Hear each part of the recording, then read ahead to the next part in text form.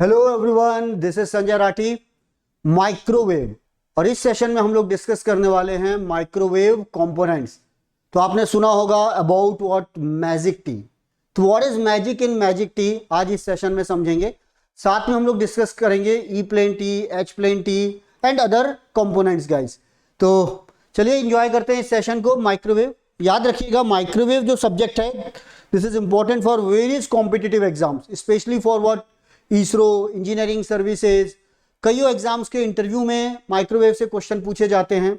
कईयों के सेमेस्टर में ये टॉपिक है, तो आप इसे रट सकते हैं या फिर इसे समझ सकते हैं, ठीक है ना। तो आप देखिएगा ये सब्जेक्ट रटने के लिए नहीं है, बहुत ही इंटरेस्टिंग सब्जेक्ट है, राइट। और कम्युनिकेशन में इसका बहुत ज़्यादा रोल है, चाहे वो सैटेलाइट कम्युनिकेशन की बात हो, चाहे वो टेरेस्ट्रियल कम्युनिकेशन की बात हो। और नंबर ऑफ एप्लीकेशंस भी है, जिसके बारे में मैंने इससे पहले वाले सेशन में आपको बताया है। वो सेशन आप जरूर देखिएगा, जिसका लिंक आपको डिस्क्रिप्शन में मिल जाएगा। ओके, चलिए आइए देखते हैं। सेशन स्टार्ट करने से पहले मेरा introduction. Myself Sanjay Rathi, I am an ex-IES. I have qualified and selected for engineering services exam multiple times, and I have trained more than 1 lakh students for various competitive exams guys. ठीक है, तो ये मेरा achievements है, ये मेरा teaching experience है। अब याद रखिएगा, ये सेशन मैंने माइक्रोवेव सब्जेक्ट मैंने स्टार्ट किया था इन दिल्ली ऑफलाइन क्लासेस में। ओके, और इतना इंटरेस्टिंग है ना कि आपको कहीं भी एहसास नहीं होगा कि यार ये कॉम्प्लिकेटेड है और इसको रटना पड़ेगा, और नंबर ऑफ क्वेश्चंस भी अच्छे आते हैं। तो चलिए स्टार्ट करेंगे माइक्रोवेव कंपोनेंट्स। जैसा कि मैंने आपको सिलेबस में बताया था कि माइक्रोवेव कंपोनेंट्स में आता है E plane T, H plane T, hybrid T, magic T, rat race junction, directional coupler. ठीक है, इसमें से देखो मैजिक टी पे काफी अच्छे क्वेश्चंस आ जाते हैं, डायरेक्शनल कपलर पे काफी क्वेश्चन आते हैं, इसरो में डायरेक्ट क्वेश्चन आया हुआ है डायरेक्शनल कपलर पर। फिर आती है ferrite devices, isolator, gyrator and what circulator. Okay, तो चलिए आइए स्टार्ट करते हैं with what relation between path travelled and phase change. तो आप बोलेंगे सर ये कंपोनेंट्स के पहले ये क्या आया। कंपोनेंट्स को अगर समझना चाहते हो तो आपको रिलेशन समझना पड़ेगा किसके बीच में, path travelled and what phase change, wavelength के बारे में, क्योंकि उसके ही कॉन्सेप्ट को हम यूज करने वाले हैं इन कंपोनेंट्स में। ओके, देन अब स्टार्ट करते हैं जरा। तो देखो, अगर किसी भी कॉम्पिटिटिव एग्जाम्स को निकालना है ना, तो एक चीज याद रखिए, जो भी टॉपिक, जो भी सब्जेक्ट सिलेबस में मेंशन है, कहीं ना कहीं आपको उस पर कमांड करनी होगी। कंपटीशन बहुत ज्यादा है, अगर आप उस सब्जेक्ट के बारे में नहीं जानते तो आप एग्जाम रिटर्न क्रैक नहीं कर पाओगे, और जब तक रिटर्न क्रैक नहीं होगा इंटरव्यू तक नहीं पहुंच पाओगे। तो उसमें से जैसे इसरो में ये एक टॉपिक है जिसमें से काफी क्वेश्चंस आते हैं, आपको उन क्वेश्चंस को बनाना है, तो ज्यादा एफर्ट नहीं लगाना पड़ता। आप मेरी क्लासेस अटेंड कीजिए, आपसे क्वेश्चन आराम से बन जाएंगे। चलिए देखते हैं जरा ये क्या है। इसको हम बाद में स्टेटमेंट पढ़ेंगे, मैं आपको बताता हूं कि क्या मतलब होता है फेज चेंज एंड इसमें देखते हैं। ये रहा, ओके, क्या रिलेशन है। तो चलिए देखिएगा जरा यहां,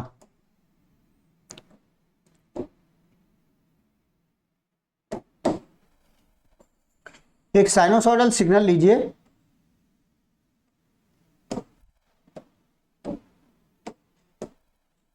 ये एक साइनोसॉइडल सिग्नल है, राइट। इसने एक साइकिल पूरा किया,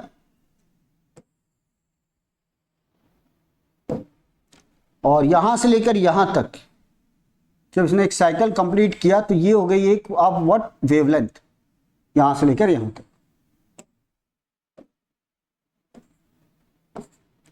ओके, अब देखो यहां पर जब हमको मालूम है जब एक साइनोसॉइडल सिग्नल से ट्रैवल करता है तो यहां इसका फेस होता है 0, यहां होता है पाई, यहां होता है व्हाट 2 पाई, और इसने कितना पाथ ट्रेवल किया, lambda. This is called what wavelength. Path travelled by the wave is lambda and what is the total phase change 2 pi. Okay, ये होता है वेवलेंथ और फेज चेंज के बीच में रिलेशन। ये आपका फेज आ रहा है ओमेगा टी, ओमेगा होता है rate of change of phase, omega इसकी यूनिट होती है रेडियन पर सेकेंड, और जब टी से मल्टीप्लाई किए तो this is the phase change, और ये है लैम्डा। जब एक साइकिल पूरा इसने किया यहां से यहां तक के, तो ये लैम्डा पाथ इसने ट्रेवल्ड किया। अब बहुत ही सिंपल से रिलेशन निकालते हैं। अगर इसने पाथ ट्रेवल्ड किया, path travelled, right, and then phase change, what is the phase change. ये भी एक डायरेक्ट क्वेश्चन आता है, ये टॉपिक अच्छे से समझ लीजिएगा, इजी है। अगर उसने लैम्डा पाथ ट्रेवल्ड किया है, लैम्डा अगर पाथ ट्रेवल्ड किया है तो फेज चेंज कितना हुआ, 2 पाई, ठीक है ना। लैम्डा पाथ ट्रेवल किया तो फेज चेंज कितना हुआ, 2 पाई। अगर इसने हाफ किया है तब क्या होगा, जब हाफ किया है तो क्या होगा, या लैम्डा बाई 4 है तब कितना फेज चेंज होगा, ये पाई बाई 4 है, ये पाई है।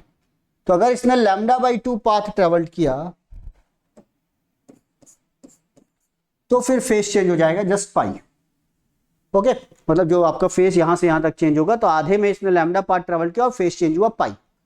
फिर अगर इसने फिर से लैम्डा बाई 4 पाथ ट्रेवल किया तो फेज चेंज होगा पाई बाई 2, दैट इज हम लोग बोलते हैं 90 डिग्री, ठीक है ना। Pi is equal to 180 degree and pi by 2 is what, 90 degree in degree, it is in radian. तो अगर एक रैंडम कुछ भी हम लेते हैं एल, अगर उसने ट्रेवल किया L, this is the path length L, अगर पाथ ट्रेवल किया तो what is the change in the phase, what is the change in the phase. तो देखिए अगर वो लैम्डा पाथ ट्रेवल करता है तो what is the phase change, 2 पाई। तो अगर एल ट्रेवल करेगा तो 2 पाई बाई लैम्डा, ये हो गया change in phase per unit length, change in phase per unit length, and it is multiplied with the L. तो ये हो जाएगा भाई जनरल फॉर्मूला, ये हो गया जनरल फॉर्मूला। अगर किसी वेव ने लेंथ एल ट्रेवल किया है तो what is the change, 2 pi by lambda into what, L. तो इसको ध्यान रखिएगा, ये जनरल फॉर्मूला हो गया, राइट। और this 2 pi by lambda is called what, beta. This is the phase constant 2 pi by lambda into what, L, that is called beta L. Normally हम लोग ईएमएफटी में पढ़ते हैं, इलेक्ट्रोमैग्नेटिक फील्ड थ्योरी में, तो ये है बीटा, ओके। ये यहां तक हो गया। अब आते हैं जरा relation between the path travelled and what, phase change guys. Now तो ये आप टेबल अच्छे से याद रखिएगा भाई, path travelled and what, phase change. Now अब ये रिलेशन भी हमारा काम आएगा जब हम लोग कंपोनेंट्स को पढ़ेंगे, तब हम लोग देखेंगे कि कैसे ये कंपोनेंट्स को हम लोग यूज करते हैं and so on. Then next one, अब एक और छोटी सी चीज है, जब हम माइक्रोवेव फ्रीक्वेंसी की बात करते हैं ना, माइक्रोवेव फ्रीक्वेंसी मतलब very very high frequency, very high frequency की जब हम बात कर रहे हैं, यहां पर समझना इसे,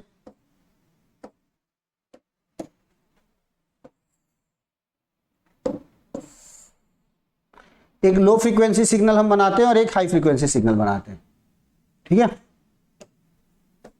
आपको अलग से दिखाई देगा कि क्या है लो फ्रीक्वेंसी सिग्नल और हाई फ्रीक्वेंसी सिग्नल। ये देखिए, ये अभी हमने बनाया एक लो फ्रीक्वेंसी सिग्नल, राइट। और हाई फ्रीक्वेंसी सिग्नल का मतलब ये देखिए, यूनिट टाइम में नंबर ऑफ साइकिल्स क्या हो गए, ज्यादा हो गए, ये। और यहां पर ये, तो जो इसकी जो फ्रीक्वेंसी है इस वाले की f1, वो लेस देन है व्हाट, f2, इसकी फ्रीक्वेंसी बहुत ज्यादा है, ये हाई फ्रीक्वेंसी सिग्नल। तो हाई फ्रीक्वेंसी सिग्नल है, तो मैंने आपको बताया ना कि यहां से देखो, एक जब लैम्डा चेंज होता है यहां, तो what is the total phase change, 2 पाई। तो यहां पर क्या है, जब फ्रीक्वेंसी ज्यादा है तो what is the rate of change of the phase, 2 pi F. तो ओमेगा भी ज्यादा होगा, ओमेगा ज्यादा होगा मतलब बहुत तेजी से फेज चेंज होता है, बहुत ज्यादा fast. Lambda is very very small, why lambda is very small, because lambda जो होता है वेवलेंथ होती है वेलोसिटी अपॉन व्हाट, फ्रीक्वेंसी। तो अगर फ्रीक्वेंसी ज्यादा है तो लैम्डा कम होगा, क्योंकि वेलोसिटी कांस्टेंट है, तो lambda is very very small. तो जब भी आपका जो फ्रीक्वेंसी बहुत ज्यादा हो जाए तो rate of change of phase बहुत ही फास्ट होगा, और उस केस में गाइज आप इसको ना लम्प्ड पैरामीटर में डिस्ट्रीब्यूट नहीं कर पाओगे। लम्प्ड पैरामीटर मतलब होता है जैसे आर, एल और what, C, resistor, inductor, capacitor, इसको आप अलग अलग सेपरेट कर देते हो। तो किसी भी कंपोनेंट को आप रजिस्टर, इंडक्टर और कैपेसिटर के इक्विवेलेंट सर्किट में शो करते हो। ऐसा हम लोग कहां करते हैं, सर्किट थ्योरी और नेटवर्क में करते हैं। लेकिन यहां पर ये पॉइंट काम नहीं करेगा, क्यों, क्योंकि यहां पर ना rate of change of phase बहुत ज्यादा है। इसीलिए जब बहुत हाई फ्रीक्वेंसी होती है तो हम लोगों को जो कंपोनेंट्स होते हैं, चाहे वो ट्रांसमिशन लाइन हो चाहे और अदर कोई कंपोनेंट है जो हाई फ्रीक्वेंसी पर काम कर रहा है, उसे रिप्रेजेंट किया जाता है डिस्ट्रीब्यूटेड एलिमेंट से। ये बहुत अच्छा क्वेश्चन बनता है इसमें, lumped parameter and what distributed parameters guys, तो इसको याद रखिएगा। तो जो नॉर्मल हम लोग जो सर्किट थ्योरी है नेटवर्क, हम लोग यहां पर यूज करते हैं लम्प्ड पैरामीटर्स जो सेपरेबल है, R L C and so on. लेकिन जहां आप हाई फ्रीक्वेंसी माइक्रोवेव फ्रीक्वेंसी पे जा रहे हो या इलेक्ट्रोमैग्नेटिक फील्ड थ्योरी पे जा रहे हो, जहां हाई फ्रीक्वेंसी पे काम कर रहे हो, तो हम लोग यहां पर यूज करते हैं डिस्ट्रीब्यूटेड पैरामीटर, डिस्ट्रीब्यूटेड पैरामीटर्स। जैसा आपने देखा होगा ना, ये आपने शो कर दिया रजिस्टर, सर्किट थ्योरी में इंडक्टर, कैपेसिटर लगा लिया and so on, ohm, henry, farad. यहां पर जब हम ट्रांसमिशन लाइन शो करते हैं, transmission line,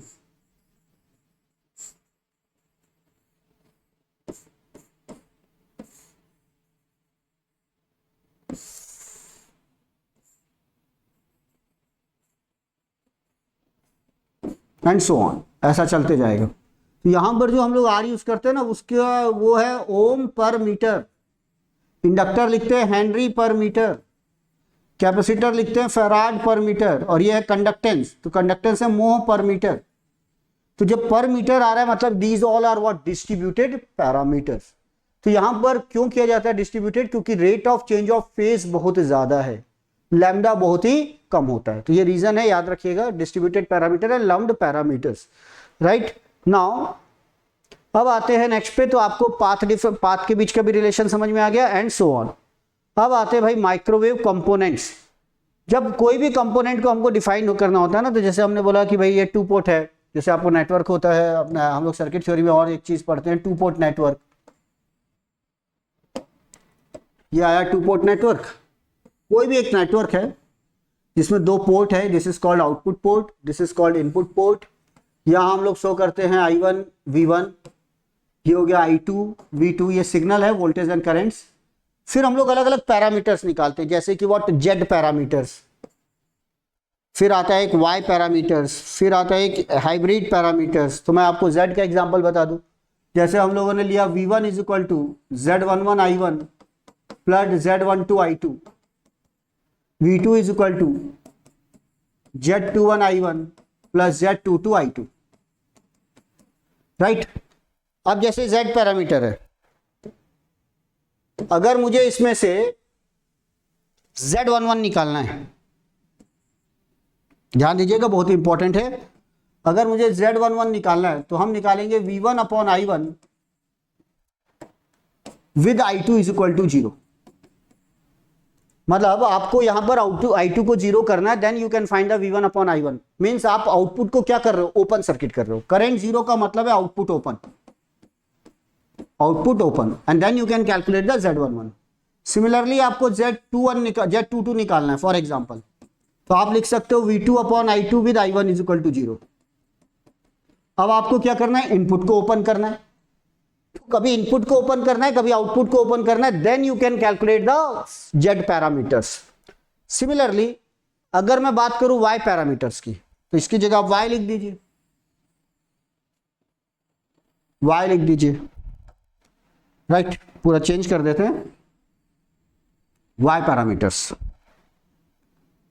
I1 is equal to Y11 V1 plus Y12 V2, I2 is equal to Y21 V1 plus Y22 V2।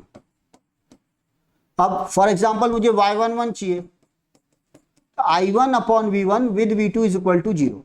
ये देखिए, इसमें आप क्या कर रहे हैं, V2 को 0 बना रहे हैं। V2 को 0 बनाने का मतलब आउटपुट को हम शॉर्ट सर्किट कर रहे हैं। V2 वोल्टेज 0 मतलब output short circuited, voltage short circuit में 0 होता है। सिमिलरली अगर आपको Y22 निकालना है, तो आप लिखोगे I2 upon V2 with V1 is equal to 0। अब आप क्या कर रहे हो, इनपुट को शॉर्ट कर रहे हो, इनपुट को हम क्या कर रहे हैं, शॉर्ट सर्किट कर रहे हैं।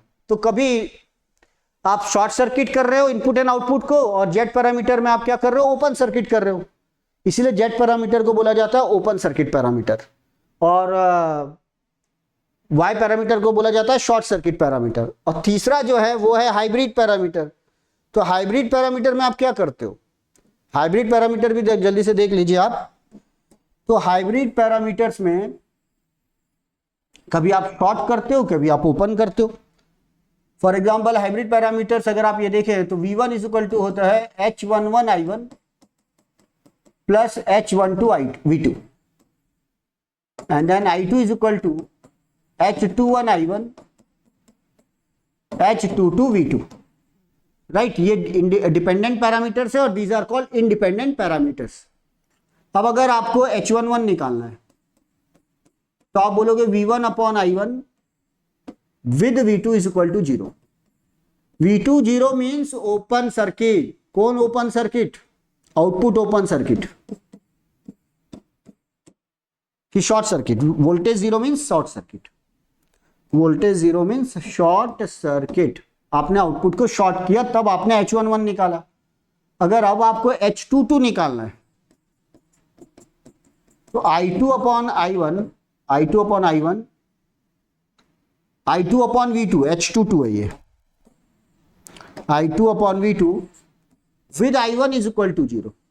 एक बात बताना, जब आपने I1 को 0 किया मतलब इनपुट को क्या किया?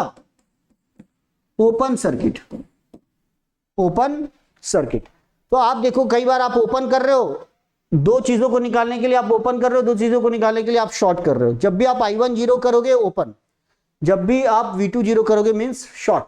कभी आप शॉर्ट कर रहे हो, कभी ओपन कर रहे हो, मतलब कुछ ना कुछ तो आपको करना पड़ेगा, ओपन या शॉर्ट। तो ये होता है नॉर्मल सर्किट थ्योरी में, टू पोर्ट नेटवर्क में, Z parameter, Y parameter, H parameter, ABCD parameters. तो इन पता है क्या है, जब आप माइक्रोवेव फ्रीक्वेंसी में किसी को डिफाइन करना है, मतलब आपको ऐसे पैरामीटर निकालोगे तभी तो न्यूमेरिकल सॉल्व कर पाओगे ऑन पेपर, ये जरूरी है। इसीलिए तो टू पोर्ट नेटवर्क पढ़ते हैं हम लोग। पेपर में कोई भी क्वेश्चन बनाना है या कोई भी इंडस्ट्री बनानी है या कोई कारखाना लगाना है तो उससे पहले आप पेपर में बनाओगे ना कि फिजिबल है या नहीं, सर्किट काम करेगा या नहीं करेगा। सर्किट बनाने से पहले पेपर में सॉल्व करना होता है। उसके लिए आपको कंपोनेंट चाहिए, डेटा चाहिए, तो वो डेटा इसके फॉर्म में H parameter, Y parameter, Z parameter. लेकिन ये सर्किट थ्योरी में काम आता है, माइक्रोवेव फ्रीक्वेंसी में काम नहीं आएगा। क्यों नहीं आएगा? ये आपका पहला क्वेश्चन है कि why the Z parameter, Y parameter and H parameter are not applicable in case of what? Microwave frequency। ये क्वेश्चन, ये ऑब्जेक्टिव आता है। If the frequencies are in microwave range, then H, Y, Z parameters cannot be used for the following reasons। क्यों use नहीं कर सकते? तो देखो Z, Y और H पैरामीटर को आपको कैलकुलेट करने के लिए सर्किट को या तो ओपन करना पड़ेगा या शॉर्ट करना पड़ेगा, ठीक। अब आपने शॉर्ट किया या ओपन किया, उसके बाद आपको short circuit voltage, sorry short circuit current या ओपन सर्किट वोल्टेज मेजर करना होगा। तो मेजर करने के लिए भाई डिवाइस भी तो होनी चाहिए, और जो डिवाइस है ना वो हाई फ्रीक्वेंसी पे काम ही नहीं कर रही है, मतलब आप रीड ही नहीं कर पा रहे उस डेटा को। तो ये देखिए, equipment is not readily available to measure the total voltage and total current at the port of the network. है ही नहीं आपके पास अवेलेबल, तो आप मेजर ही नहीं कर पाओगे। जब मेजरमेंट नहीं होगा तो आप पैरामीटर कैसे कैलकुलेट करोगे? पहली प्रॉब्लम। दूसरी problem, short circuit and open circuit are difficult to achieve over broad band of the frequency. Microwave frequency का सबसे बड़ा एडवांटेज है बैंडविड्थ, बहुत ज्यादा है बैंडविड्थ, ब्रॉड बैंड है, ठीक है, मेगाहर्ट्ज गीगाहर्ट्ज की रेंज में। और आपको उस रेंज में ओपन सर्किट और शॉर्ट सर्किट को क्या करना, मेंटेन करना इतनी हाई फ्रीक्वेंसी रेंज में, practically not possible. Circuit he unstable हो जाता है, क्योंकि आपको बिना शॉर्ट सर्किट और ओपन सर्किट भी किए बिना आप निकाल नहीं सकते।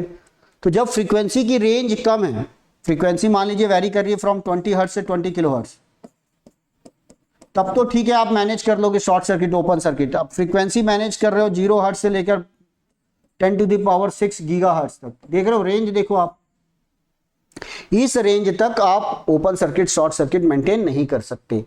Second problem. तीसरा है active devices such as power transistor, tunnel diode etcetera frequency will not have stability for short and open circuit. जैसे ही आप सर्किट को शॉर्ट और ओपन करते हो ना, तो जो फ्रीक्वेंसी है सिग्नल की वही चेंज हो जाती है। तो आप मेजर क्या करोगे? तो मेजर करना पॉसिबल ही नहीं है, इसीलिए जेड वाई और एच पैरामीटर का यूज नहीं किया जाता। अब ये मैं बता दूं, ये सैमुअल वाई लियाओ से ये है, ये कॉन्सेप्ट बहुत आता है, क्वेश्चन पूछे जाते हैं ऑब्जेक्टिव में, इंजीनियरिंग सर्विसेज में, आपके इसरो में आपको पूछा जा सकता है, इंटरव्यू में आपको पूछा जा सकता है। यार ये बताओ, आपने बोल दिया मेरा नेटवर्क फेवरेट सब्जेक्ट है, ठीक है भाई, सर्किट थ्योरी, तो उसमें आता है जेड वाई एच पैरामीटर, तो वो आपसे ऐसे उल्टा क्रॉस कर सकता है कि जेड वाई एच पैरामीटर की कोई लिमिटेशन है क्या, तो आप बोल सकते हो सर माइक्रोवेव फ्रीक्वेंसी में यूज नहीं होता है। अब जैसे ही आपने बोला माइक्रोवेव फ्रीक्वेंसी में हम यूज नहीं करते हैं, तुरंत पूछेगा वाई। तो अगर आपने जवाब दे दिया मतलब आपका एक्स्ट्रा ऑर्डिनरी इंटरव्यू चला गया भाई, राइट, एक्स्ट्रा ऑर्डिनरी इंटरव्यू चला गया। ओके, अब देखो जरा, ये हो गया। अब आते हैं नेक्स्ट उस पे। अब तो फिर कौन सा पैरामीटर यूज होगा, तो वो जो पैरामीटर यूज होता है उसको बोलते हैं स्कैटरिंग पैरामीटर और एस पैरामीटर। ये ईएमएफटी में भी आता है, स्कैटरिंग पैरामीटर और एस पैरामीटर।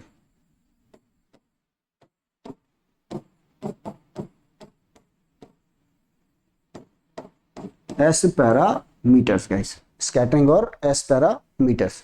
ओके, तो चलिए देखते हैं व्हाट इज द स्कैटरिंग और एस पैरामीटर्स। देन अब चलिए एस पैरामीटर से पहले मैं आपको अब वही चीजें ले जाता हूं, 2 port network, 3 port network, 4 port network. तो ये देखिएगा जरा, अच्छे से समझना भाई, इससे इंपॉर्टेंट है, ये ईएमएफटी का भी इंपॉर्टेंट पार्ट है। इसरो में भी, इसरो में इसी ईएमएफटी से क्वेश्चन आएगा या फिर इससे आएगा, एस पैरामीटर से आता ही है। सॉरी,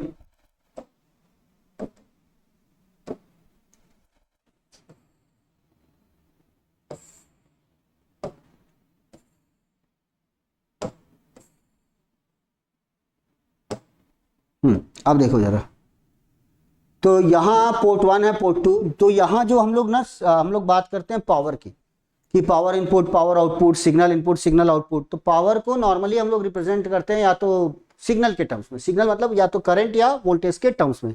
जैसे आप सुनते होंगे नॉर्मलाइज्ड पावर, नॉर्मलाइज्ड पावर मतलब power across 1 ohm resistor, power across what 1 ohm register.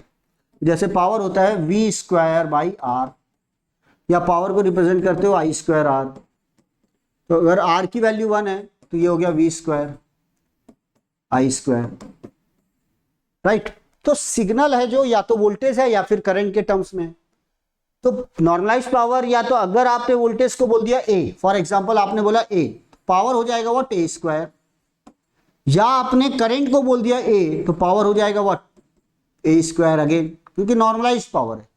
तो ए या बी हम लोग रिप्रेजेंट कर रहे हैं जनरल सिग्नल, और जो नॉर्मलाइज्ड पावर होगा वो उसका स्क्वायर होगा, याद रखिएगा। ए या बी आपका सिग्नल है, it may be voltage, it may be what current, then power होगा proportional to what square of that. तो चलिए, जब इनपुट में एक सिग्नल एंटर कर रहा है तो हम लोग इसे रिप्रेजेंट करते हैं व्हाट A1 से। ये पोर्ट नंबर 1 है, तो यहां से एक इनपुट सिग्नल जा रहा है A1, तो पावर हो जाएगा A1 स्क्वायर। तो यहां से जो आउटपुट सिग्नल जो बाहर आ रहा है उसे बोलते हैं B1। ठीक है, ये इनपुट सिग्नल है, ये आउटपुट सिग्नल है, जो यहां से अंदर गया A1, जो बाहर आया वो है B1। ठीक है, तो इसको यहां रिप्रेजेंट करने का, आप लाइन में रिप्रेजेंट करूंगा तो थोड़ा कंफ्यूजन हो जाएगा, तो यहां से मैं रिप्रेजेंट करता हूं, जो अंदर जाएगा A1, जो बाहर आएगा वो है B1। यहां से जो अंदर जाएगा वो A2, जो बाहर आएगा वो है B2, क्योंकि पोर्ट नंबर 2 है।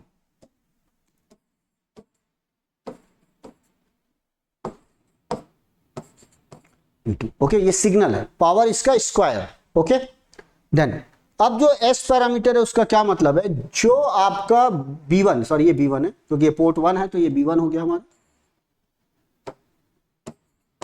तो अब आपके पास आ जाएगा B1 is equal to S11 A1 plus S12 A2, B2 is equal to S21 A1 plus S22 A2। तो हमारे पास एक मैट्रिक्स आ जाता है जिसको बोलते हैं S matrix, B1 B2 is equal to S11 S12 S21 S22 A1 A2। ठीक, तो ये जो है ना, this is called what S matrix. This is called what, S matrix. Okay, ये आउटपुट रिप्रेजेंट कर रहा है, ये इनपुट रिप्रेजेंट कर रहा है सिग्नल, और ये हो गया आपका एस मैट्रिक्स गाइस। अब अगर मुझे देखो एस मैट्रिक्स को अगर डिफाइन करना है तो पहले तो आपको क्या लिखा हुआ, पोर्ट 1 पोर्ट 2 सिग्नल आप लिख लो, ये सिग्नल है, पावर उसका स्क्वायर के प्रोपोर्शनल होगा। उसके बाद ये रिलेशन हो गया आउटपुट सिग्नल या इनपुट सिग्नल्स के बीच में। अब आपके पास में ये आ गया पैरामीटर, तो जैसे आपको S11 निकालना है, इसका मतलब क्या है S11 का, देखिए जरा, S11 मतलब हो गया आपका, यहां से S11 का मतलब हो गया B1 upon A1, B1 upon A1 when A2 is equal to 0। मतलब जब आपने A1 में कुछ दिया तो कुछ पोर्शन B1 से बाहर आ गया, कुछ पोर्शन B1 बाहर आ गया। At the same time what is the value of the A2, it should be equal 0। मतलब सेकंड पोर्ट से आपको कुछ भी देना नहीं है। तो ये हो गया relation between B1 upon A1। Okay, और मैं एक्सप्लेन करूंगा, अभी और समझना, बड़ा इंटरेस्टिंग है ये। तो सिमिलरली आप बताइए, अगर आपका A2 0 तो आप यहां पर देखिए, तो फिर आप बोलोगे S21 क्या हो गया, S21 हो गया आपका B2 upon A1 with A2 is equal to 0, with A2 is equal to what, 0। अब समझिए जरा, यहां मैंने दिया A1, इसमें से कुछ रिफ्लेक्ट बैक हो गया, क्योंकि सेम पोर्ट है ना, तो यहां से कुछ रिफ्लेक्ट बैक हो गया, वो रिप्रेजेंट हो रहा है B1 से, और यहां से कुछ बाहर आ गया, वो रिप्रेजेंट हो रहा है B2 से, क्योंकि A2 तो 0 है, उसको ड्रॉप कर दो। तो कुछ रिफ्लेक्ट बैक हो गया, कुछ सिग्नल का कुछ पोर्शन रिफ्लेक्ट बैक हो गया, और कुछ वापस आगे बढ़ गया, ट्रांसमिट हो गया। तो यहां से जो S11 है ना, कुछ पावर रिफ्लेक्ट बैक हुआ है, तो ये रिफ्लेक्टेड पावर है, ये इंसिडेंट पावर है। तो हम इसको लिख सकते हैं root over what, reflected power from 1 upon what, incident power to 1, incident power to 1। देखिए एक नई चीज आ गई, reflected power to 1 upon what, incident power. मतलब कुछ पोर्शन इसमें से रिफ्लेक्ट बैक हो गया। अब मैंने क्या कहा था आपको, ये आप बोलोगे सर रूट क्यों लगा दिया, क्योंकि जो रिफ्लेक्टेड पावर है ना गाइस, वो होगा B1 स्क्वायर, और जो इनपुट पावर जो रिप्रेजेंट किया जाएगा वो होगा व्हाट, A1 स्क्वायर। ये स्क्वायर है, जबकि S पैरामीटर क्या है, B1 अपॉन A1, इसलिए इसके ऊपर आपको क्या लगाना है, रूट लगाना है, ये आपका रूट। तो ये मेनली इससे डिफाइंड होता है, root over P reflected upon what, P input, ये वाली वैल्यू आएगी। ओके, तो ये है रिफ्लेक्टेड अपॉन इनपुट। सिमिलरली ये देखो यहां पर भी आएगा S21, जो आपका ट्रांसमिट हो गया, जो आ गया। अब याद करो, reflected upon input, root over reflected upon input, ये होता है रिफ्लेक्शन कोफिशिएंट। क्या है ये, रिफ्लेक्शन कोफिशिएंट है। किसी पोर्ट में आपने कुछ पावर दिया, उसमें से कुछ बाहर आ गया, इसको हम लोग क्या बोलते हैं, रिफ्लेक्शन कोफिशिएंट। तो जो S1 है, 1 है ना, S11, ये रिप्रेजेंट कर रहा है रिफ्लेक्शन कोफिशिएंट ऑफ पोर्ट 1, इसको हम लोग K1 से रिप्रेजेंट करते हैं, तो ये हो गया K1, reflection coefficient of port 1।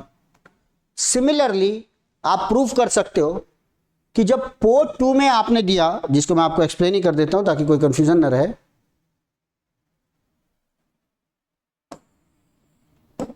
Port 2 में आपने कुछ पावर दिया, इनपुट पावर, जिसको रिप्रेजेंट करते हैं A2 से, ये सिग्नल है, इसमें से कुछ बाहर आ गया B2, कुछ यहां से बाहर आ गया B1, और उस समय A1 की वैल्यू क्या है, 0 है। देन गाइस, तो जो S22 है वो होगा power reflected from 2 when the power given input to the 2, this is nothing but reflection coefficient for port 2। And then आपका जो लास्ट पॉइंट है, ये वाला डिफाइन करेंगे S12, that is nothing but B1 upon A2,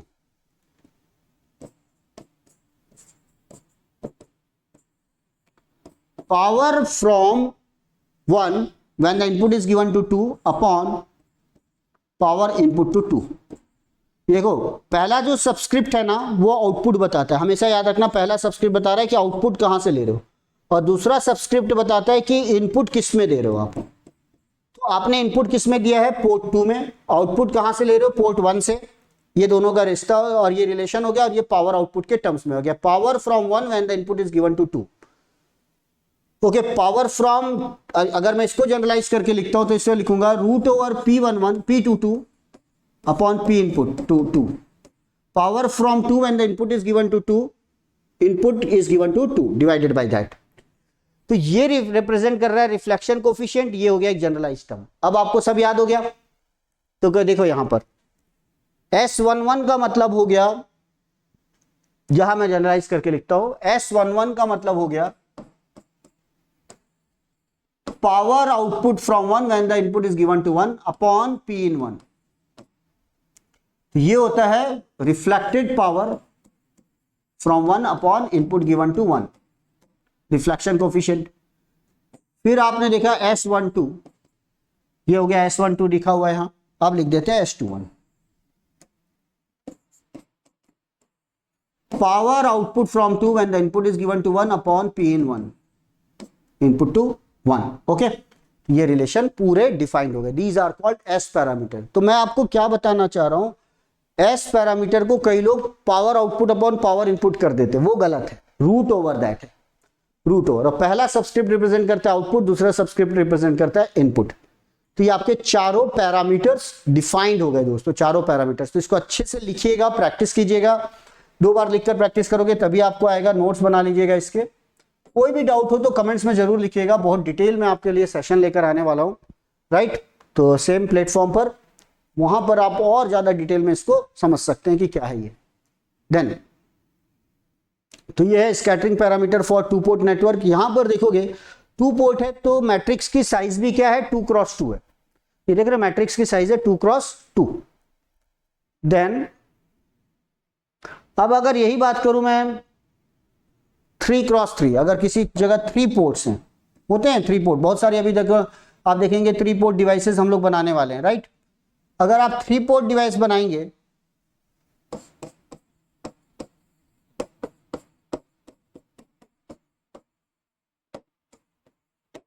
तो आपके matrix की size हो जाएगी 3 cross 3, S11, S12, S13, S21, S22, S23, S31, S32, S33। देखो अभी 3 पोर्ट डिवाइस में हम लोग बनाएंगे what, E plane T, H plane T, right. और आएगा व्हाट, सर्कुलेटर भी आएगा, 3 पोर्ट डिवाइस का सर्कुलेटर।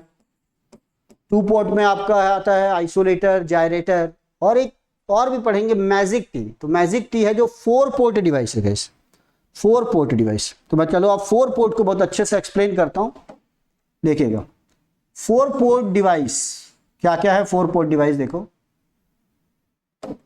ये एक डिवाइस हो गई, इसमें 4 पोर्ट है भाई, 4 आपके पोर्ट देखिएगा, एक यहां आगे, एक यहां से सिग्नल एंटर कर रहे हैं,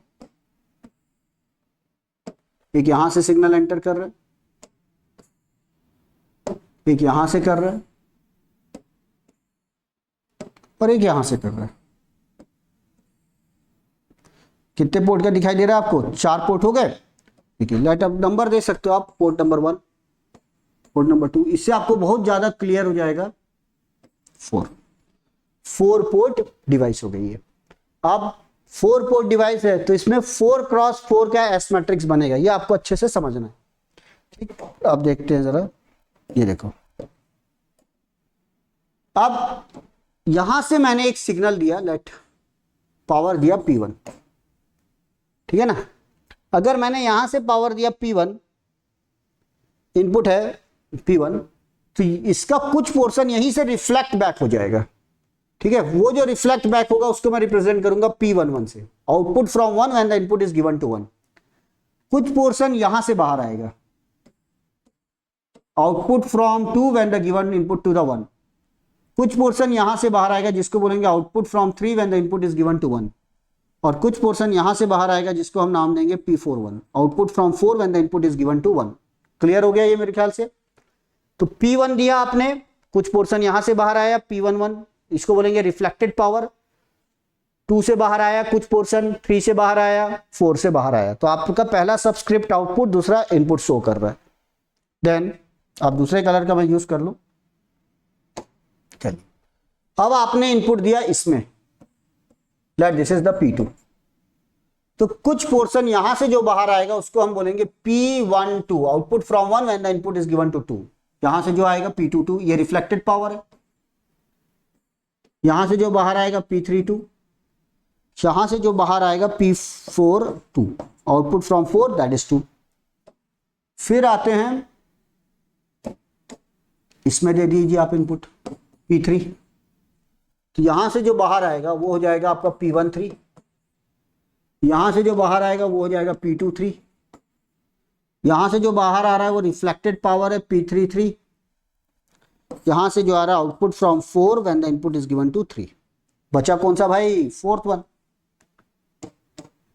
ये है फोर्थ P4, तो यहां से जो बाहर आएगा उसको हम बोलेंगे P44, रिफ्लेक्टेड पावर। यहां से जो बाहर आएगा P14, यहां से पावर जो बाहर आएगा P24, यहां से जो पावर बाहर आएगा उसे बोलेंगे P34।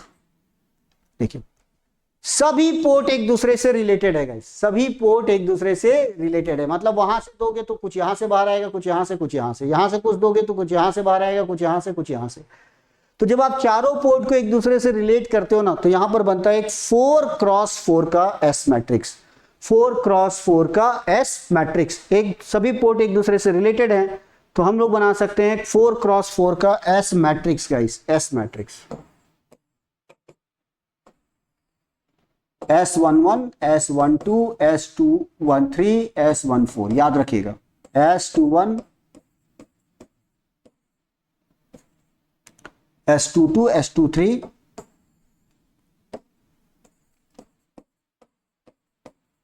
S24।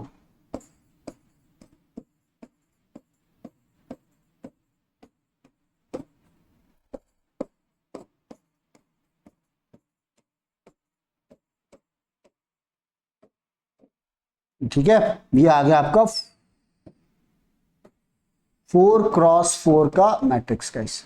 ये है 4x4 का मैट्रिक्स। अब इसका जो S11 है, जैसा कि मैंने आपको पहले बताया, S11 का मतलब हो गया power output from 1 when the input is given to 1 upon P input 1। भाई ये क्या है? Reflected power from 1 divided by what? Input to 1। This is nothing but reflection coefficient of port 1. This is the reflection coefficient of port 1. Similarly आप बोल सकते हो S22 क्या है? Power output from 2 when the input is given to 2 upon P input to 2. ये क्या है? Reflected from 2 upon what? Input to 2. मतलब ये है reflection coefficient for port 2. Similarly आप बता सकते हो S33, S44। तो आप देखो ये जो एलिमेंट्स आ रहे हैं ना, ये आपका जो एलिमेंट आ रहा है डायगोनल एलिमेंट, ये देखिए ये जो डायगोनल एलिमेंट्स आ रहे हैं, ये डायगोनल एलिमेंट्स जो है ये रिप्रेजेंट कर रहे हैं reflection coefficient of respective ports. तो ये रिफ्लेक्शन कोफिशिएंट हैं। तो अगर ये जीरो नहीं है, जैसा कि आपको दिख रहा है, अगर ये जीरो नहीं है, नॉन जीरो है, मतलब this port is not perfectly matched. Perfectly matched मतलब आप अगर उसमें से कुछ देते हो तो वहां से कुछ भी रिफ्लेक्टेड बैक नहीं होना चाहिए।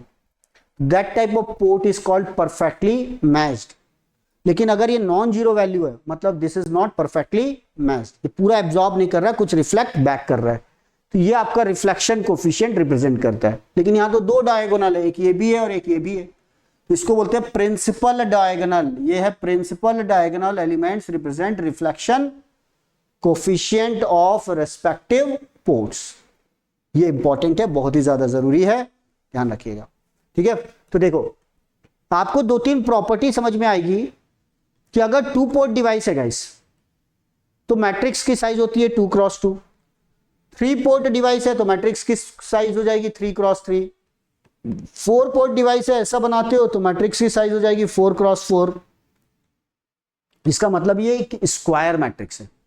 इसका मतलब क्या, ये एक स्क्वायर मैट्रिक्स होता है जिसकी साइज होती है n×n। n का मतलब है नंबर ऑफ पोर्ट्स, तो इसकी साइज जनरलाइज हो गई n×n। n का मतलब है नंबर ऑफ पोर्ट्स, कितने पोर्ट्स आप दे रहे हैं। जैसे इसका एग्जांपल मैं बता दूं, magic T, rat race junction, ये 4 पोर्ट होते हैं। सर्कुलेटर भी बनता है 4 पोर्ट की डिवाइस, तो सर्कुलेटर है, मैजिक टी है जिसमें हमको चार उसकी जरूरत पड़ेगी। डायरेक्शनल कपलर है जिसमें अगेन हमको 4x4 मैट्रिक्स की जरूरत होगी, इसलिए बहुत ही इंपॉर्टेंट है। ओके, कोई भी डाउट होगा तो जरूर कमेंट्स में लिखिएगा, टाइम बता दीजिएगा किस टाइम पर किस जगह पे आपको प्रॉब्लम है, ताकि मैं आपके डाउट्स अगले सेशन में क्लियर कर सकूं। तो आप देखो डिफरेंट जो प्रॉपर्टीज हैं एस मैट्रिक्स की वो हम समझ लेते हैं, बहुत ही इंपॉर्टेंट टॉपिक होता है। तो आपको मैं एक्सप्लेन कर दूं, what are the properties of the S matrix guys. Scattering matrix, it is a square matrix, ये मैंने आपको एक्सप्लेन कर दिया, स्क्वायर मैट्रिक्स है। Principal diagonal elements represent the reflection coefficient of respective ports, ये भी मैंने आपको एक्सप्लेन कर दिया। फिर आता है it is a unitary matrix guys, it is a what, unitary matrix. तो चलिए इसको एक्सप्लेन कर देते हैं, what is the unitary matrix means, what is the unitary matrix means.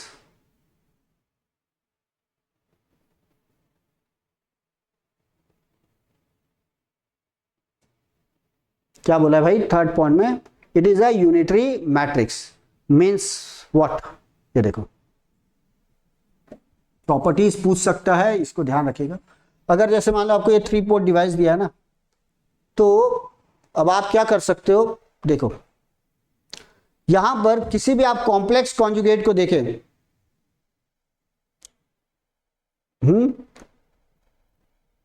तो अब क्या होगा ये देखना, हमको समझना है। पूरा जो मैट्रिक्स है ये, और इसका पूरे का क्या निकालो, कॉम्प्लेक्स कॉन्जुगेट निकाल लो। क्या निकाल दो, कॉम्प्लेक्स कॉन्जुगेट निकाल के मल्टीप्लाई करोगे तो ये यूनिटरी मैट्रिक्स आएगा। तो 3 का निकाल लो या 2 का बना लो, जैसे 2 का है, हो गया। ईच एंड एवरी एलिमेंट का कॉम्प्लेक्स कॉन्जुगेट निकालो, ये रियल नंबर भी हो सकता है, नेगेटिव भी हो सकता है, और कॉम्प्लेक्स कॉन्जुगेट भी हो सकता है। तो इसका वो निकालिए, complex conjugate of each element.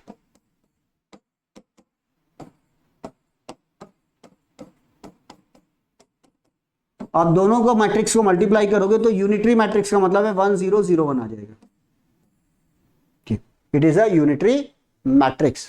तो हमको जब नंबर ऑफ जब अलग अलग डिवाइसेस के एस पैरामीटर्स निकालने होते हैं तो हम लोग ये सब प्रॉपर्टीज यूज करते हैं ना यूनिटरी मैट्रिक्स से, याद रखिएगा।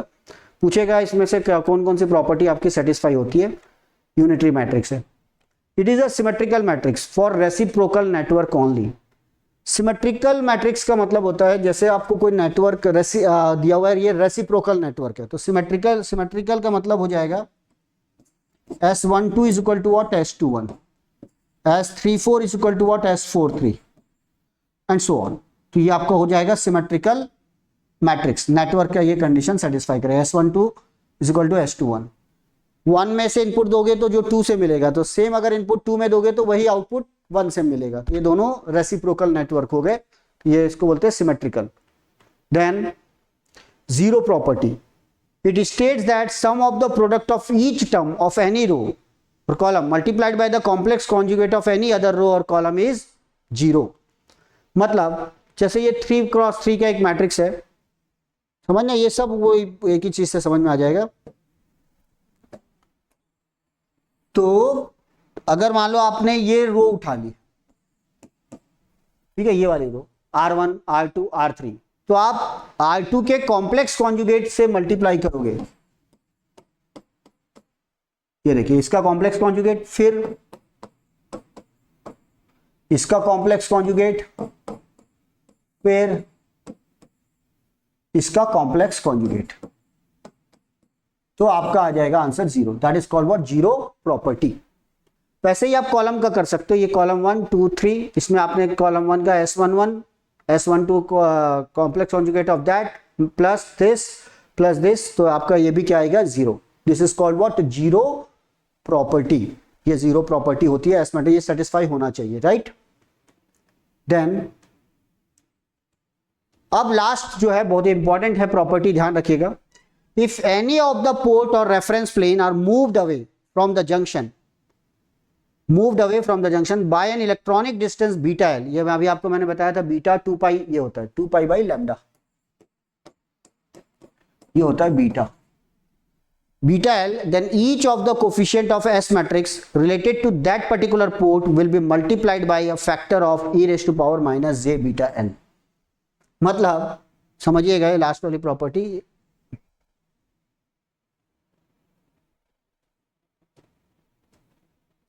एक मिनट दीजिए,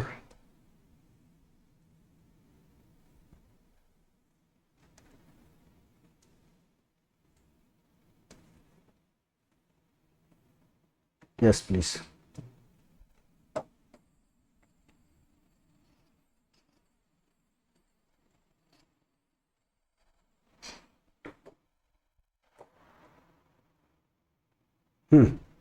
देखो जरा, अगर कोई 2 पोर्ट नेटवर्क है,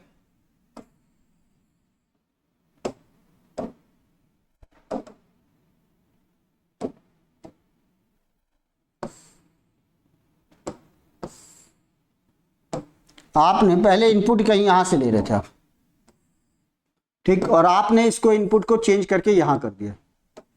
पहले आप इनपुट यहां से ले रहे थे और आपने कोई वेवगाइड एक्स्ट्रा कनेक्ट कर दी, कनेक्शन करते हो ना, कभी वायर जोड़ देते हो आप किसी में, किसी में पता चला यार ये छोटा सा हो गया है तो और एक एक्स्ट्रा टुकड़ा ला के जोड़ दिया, आपको लगा जोड़ दिया, भाई जोड़ दिया, अरे सिग्नल ट्रैवल करता है तो उसका पाथ क्या हो जाता है, चेंज हो जाता है, आपने रेफरेंस को थोड़ा दूर कर दिया, तो जो इसकी लेंथ है वो एल है और इलेक्ट्रॉनिक लेंथ हो गई बीटा एल। इलेक्ट्रॉनिक लेंथ मतलब what is the phase change, 2 pi by lambda into L, अभी थोड़ी देर पहले ही समझाया था मैंने आपको, इतना ये शिफ्ट हो गया। अब ये है पोर्ट नंबर 1, तो अगर आप पहले यहां इनपुट ले रहे थे अब यहां से ले रहे हो तो रेफरेंस चेंज हो गया, इतना डिस्टेंस आपने अवे कर दिया फ्रॉम द जंक्शन। तो जैसे ही आपने रेफरेंस चेंज किया तो जो भी एस पैरामीटर है उस पोर्ट से रिलेटेड जहां जहां भी 1 आ रहा वो they all are multiplied with what, e raise to power minus j beta L. इस पर हम लोग न्यूमेरिकल भी सॉल्व करेंगे। तो वो जो भी उस पोर्ट से रिलेटेड एस पैरामीटर है that should be multiplied with the S e raise to power minus j beta L. Beta phase constant है तो ये से आपको मल्टीप्लाई करना होगा जो भी इस पोर्ट नंबर 1 से रिलेटेड एस पैरामीटर्स है। तो ये हो गई आपकी लास्ट प्रॉपर्टी। ओके, तो कंपोनेंट्स को समझने से पहले, राइट, कंपोनेंट्स को समझने से पहले आपको समझना पड़ता है व्हाट एस पैरामीटर्स, फिर आपको समझना होता है व्हाट कि Y Z Y H parameters are not applicable, फिर S parameters that is called scattering parameters, property of the scattering parameters. अब आते हैं भाई कंपोनेंट्स पे। तो कंपोनेंट्स में सबसे पहले है H plane T, H plane T guys. तो आगे तैयार हैं आप? जरा कमेंट्स में लिख दीजिए भाई, सेशन एंजॉय कर रहे हैं आप लोग, यस और नो?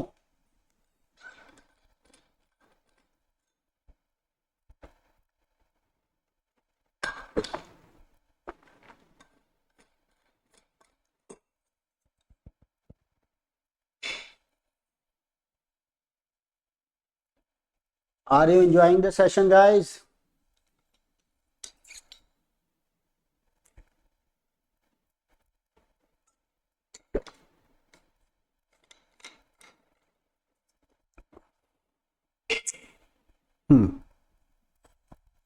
अब देखते हैं एच प्लेन टी के बारे में। अब देखो टी का क्या मतलब है, जैसे टी जंक्शन नहीं होता, ये टी है, वैसा ये इसका नाम है टी। अब क्या होता है, कंपोनेंट्स को देना है। कंपोनेंट्स का मतलब होता है जैसे आपने कुछ पावर दिया, पावर को 2 पार्ट में डिवाइड करना है, तो कोई ऐसा कंपोनेंट होना चाहिए ना, जैसे पावर गया, पावर 2 पार्ट में डिवाइड हो गया। तो ये एक हॉलो स्ट्रक्चर है, ये वेवगाइड है, रेक्टेंगुलर आपको दिख रही है, यहां से एक आपने पावर दिया, यहां से ये डिस्ट्रीब्यूट हो गया, तो ये है टी जंक्शन, ठीक है। तो क्या है इसका एच प्लेन टी बोलते हैं। तो हमको याद होना चाहिए, पॉइंटिंग वेक्टर पढ़ते थे हम लोग, पॉइंटिंग वेक्टर, ठीक। तो वो जो है पावर, वो हो गया ई क्रॉस एच, याद आया कुछ? इसका मैग्नीट्यूड हो गया ई इंटू एच के। ई है इलेक्ट्रिक फील्ड, एच रिप्रेजेंट कर रहा है व्हाट, मैग्नेटिक फील्ड। तो पॉइंटिंग वेक्टर ये पावर रिप्रेजेंट कर रहा है। तो पावर अगर आपको डिवाइड करना है तो आप क्या कर सकते हो, या तो मैग्नेटिक फील्ड को डिवाइड कर दो, या इलेक्ट्रिक फील्ड को डिवाइड कर दो, या फिर दोनों को डिवाइड कर दो। तो एक में क्या होता है, मैग्नेटिक फील्ड डिवाइड होती है, एक में व्हाट, इलेक्ट्रिक फील्ड डिवाइड होती है। फॉर एग्जांपल अगर मैं मान लो इसको हाफ कर दूं तो पावर कितना जाएगा, इसको एज इट इज रहने दो, इसको डिवाइड कर दो, तो मैग्नीट्यूड आप देखोगे ना तो हाफ हो गया। मैग्नीट्यूड अगर आप देखोगे तो उसका क्या हो गया, हाफ हो गया ये, क्योंकि ये मैग्नेटिक फील्ड डिवाइड हो गई। या फिर आप क्या कर सकते हो, इलेक्ट्रिक फील्ड को डिवाइड कर लो, या फिर आप इलेक्ट्रिक फील्ड को डिवाइड कर लो,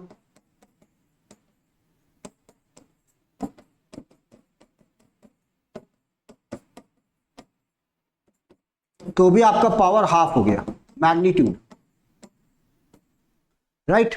तो या तो इलेक्ट्रिक फील्ड डिवाइड हो रही है या फिर मैग्नेटिक फील्ड डिवाइड हो रही है। तो इसी हिसाब से दो डिवाइस बन गई, एक बन गई एच प्लेन टी और एक बन गई व्हाट, ई प्लेन टी। जहां पर मैग्नेटिक फील्ड डिवाइड होगी उसको बोलेंगे हम लोग एच प्लेन टी, और जहां पर आपका ये डिवाइड होगा उसको बोलेंगे व्हाट, ई प्लेन टी। तो अब समझिएगा जरा, यहां देखो इस पॉइंट पर जो हम लोग डिवाइड कर रहे हैं ना, वो हम लोग डिवाइड कर रहे हैं मैग्नेटिक फील्ड। मैग्नेटिक फील्ड हम लोग डिवाइड करेंगे, देखिए जरा, यहां से आपने पावर दिया P, बहुत ही इंटरेस्टिंग है, समझ लीजिएगा, राइट। यहां से आया पावर P, थोड़ा सा डायग्राम समझना कहां से मैं दे रहा हूं। तो ये आपका पावर आया P, ओहो ये अंदर जा रहा है, ठीक, ये गया पावर P, और यहां से आ गया P/2, यहां से आ गया P/2, आधा आधा डिस्ट्रीब्यूट हो गया। इसका काम ही मेन ये है। तो ये क्या है, जब पावर ना ऐसे डिवाइड होता है ना, तो अगर डीबी में आप निकालोगे, डीबी में पावर जो डीबी में निकालते हैं ना, तो उसको लिखते हैं डीबी में 10 लॉग ऑफ, यहां पहले P था और हाफ में डिवाइड हो गया P/2, तो आप यहां आ जाएगा 10 log of 2, log base two 2, तो आप इसको सॉल्व करोगे तो ये आएगा 3 dB। मतलब आपने यहां से पावर P दिया, P/2 हो गया, तो डीबी में कितने से डाउन हो गया, 3 dB से डाउन हो गया। तो इसको बोलेंगे what, 3 dB splitter, what is called 3 dB splitter. Power को जस्ट आधा बना देता, जो भी आधा बनाएगा उसे बोलेंगे 3 dB स्प्लिटर। तो यहां से P गया, यहां से आया P/2, यहां से आया P/2, तो इस पोर्ट से कितना बाहर आया, कुछ भी बाहर नहीं आएगा, राइट, 0। इसका मतलब है ये पोर्ट जो है ना परफेक्टली मैच्ड है। परफेक्टली मैच्ड का मतलब अगर आपने यहां से P दिया तो यहां से P/2, यहां से P/2, यहां से कुछ भी रिफ्लेक्ट बैक नहीं होना चाहिए, और इसी तरीके से इसको डिजाइन किया गया है। तो ये है H plane T. H plane T क्यों बोलते हैं कि देखो यहां पर जब आप डालते हो ना, तो मैग्नेटिक फील्ड दो पार्ट में डिवाइड हो रही है, और electric field as it is रहेगी, और इलेक्ट्रिक फील्ड जिस डायरेक्शन में जैसे एंटर करी, देखो इलेक्ट्रिक फील्ड को ऐसे शो करते हैं एरो से, ये पूरा एरो ऐसे गया और ऐसे ही घूम के बाहर आ गया, इधर से भी एरो ऐसे ही सेम बाहर आ गया, देखिए वो दिख रहा है, और इधर से भी ऐसे एरो ऐसा बाहर आ गया। उससे मैं क्या बताना चाहता हूं, इलेक्ट्रिक फील्ड के डायरेक्शन से ना समझ में आता है कि क्या वो सेम फेज में है या अपोजिट फेज में। तो देखो एरो यहां भी ऊपर की तरफ है, यहां से भी बाहर आ रहा है ऊपर की तरफ है, यहां से भी बाहर आ रहा है ऊपर की तरफ है। इसका मतलब जैसे इलेक्ट्रिक फील्ड जैसे ऐसे अंदर गई ऐसे डिस्ट्रीब्यूट हो गई, ऐसे अंदर गई ऐसे डिस्ट्रीब्यूट हो गई, तो उसका तो एरो तो ऊपर की तरफ है, इसका मतलब उसके डायरेक्शन चेंज नहीं हुई है। इसका मतलब जब आप यहां से सिग्नल P देते हो ना, तो यहां से कुछ बाहर आता है, यहां से कुछ बाहर आता है, दोनों किस फेज में होते हैं, सेम फेज में, सेम फेज में होंगे। तो यहां से जो भी आप पावर दोगे यहां से, और यहां से जो भी बाहर आएगा that will be in the same phase, right.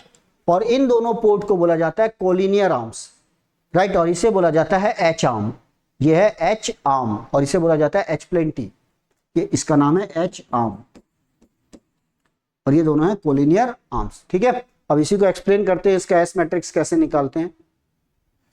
अब देखो याद रखना, जो हम लोग जो वोल्टेज निकालते हैं ना, वो इलेक्ट्रिक फील्ड के टर्म्स में निकालते हैं, और जो करंट होता है, current is related to what, magnetic field. पढ़ते हो ना मैग्नेटिक फील्ड, किसी भी करंट कैरिंग से मतलब कोई करंट जिससे करंट जा रहा है उसके अक्रॉस क्या डेवलप हो जाती है, एक मैग्नेटिक फील्ड। तो जब मैग्नेटिक फील्ड डिवाइड हो रही है, इसका मतलब करंट डिवाइड हो रहा है।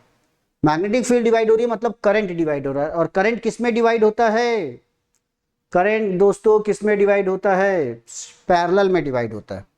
याद रखिएगा, अगर एच फील्ड डिवाइड हो रही है, मैग्नेटिक फील्ड डिवाइड हो रही है,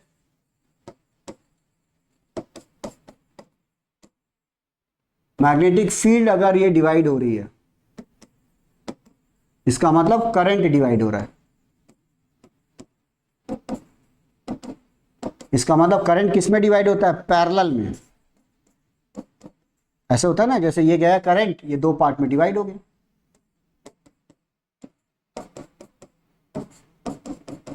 इसीलिए इसको बोलते हैं शंट जंक्शन। पैरेलल मतलब शंट जंक्शन। तो एच प्लेन टी का दूसरा नाम है शंट जंक्शन, याद रखिएगा, this is called shunt junction. तो नॉर्मली ऐसा लिखा रहता है, ये है पोर्ट 3, ये है पोर्ट 2, कोलिनियर आर्म्स, इसको बोलते हैं एच आर्म, इन दोनों को बोले जाते हैं collinear arms. This is also called H plane T. अब मैं आपको लिख कर देने वाला हूं इसका what S matrix. S matrix को थोड़ा बेसिक जो जो इंपॉर्टेंट है वो समझ लीजिएगा, उसके बाद पूरे एस मैट्रिक्स को प्रॉपर्टी से निकालते हैं, जिसको यहां पे मैं आपको टेबल दूंगा तो वो देख लीजिएगा, ठीक है। तो चलिए अब देखते हैं जरा, यहां ये हो गया पोर्ट 3, 2, 1, इसका जो एस मैट्रिक्स बनेगा ना वो 3/3 का बनेगा। S11, S12, S23, S13,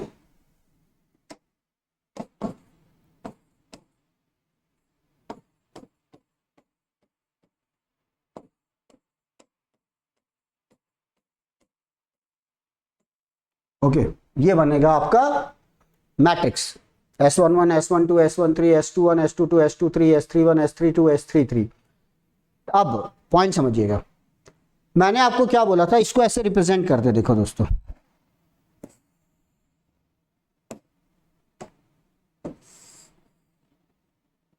इस तरीके से बना देते डायग्राम। ये हो गया पोर्ट 1, ये हो गया पोर्ट 2, ये हो गया पोर्ट 3। तो यहां से अगर पावर P जाएगा तो यहां से आएगा हाफ P/2, यहां से आएगा हाफ P/2। अब मैंने क्या कहा था, सिग्नल, सिग्नल के टर्म्स में अगर लिखोगे तो ये A है, तो A क्या है, P क्या है, A स्क्वायर है। तो यहां से जो आएगा ना सिग्नल वो आएगा A/√2, और यहां से सिग्नल आएगा A/√2, और all are in what, same phase, all are in what, same phase. अब इसके बीच का हम लोग एस पैरामीटर्स निकालते हैं in terms of what, that A/√2, A/√2। तो ये हो गया पोर्ट 3, यहां से आपने सिग्नल दिया A, तो यहां से आएगा A/√2, यहां से आएगा A/√2, और ये दोनों सेम फेज में। अगर आपको ऐसा डायग्राम दे दे और आपसे पूछे ये क्या रिप्रेजेंट कर रहा है, एच प्लेन टी या ई प्लेन टी, तो ये है एच प्लेन टी, क्योंकि फेज सेम है, पावर डिस्ट्रीब्यूट हो गया हाफ हाफ, सिग्नल हो गया A/√2, A/√2, और यहां से कुछ भी बाहर नहीं आ रहा है, मतलब पोर्ट 3 इज परफेक्टली मैच्ड। इसीलिए आपको ये वाला जो एलिमेंट है ना, ये 0 दिखाई देगा, रिफ्लेक्शन कोफिशिएंट है ना, तो पोर्ट 3 का रिफ्लेक्शन कोफिशिएंट क्या होता है, 0। तो चलिए आप देखते हैं एस मैट्रिक्स, इसको सीधा कैसे क्वेश्चन आते हैं एस मैट्रिक्स पे, ये देखो जरा, this is the S matrix of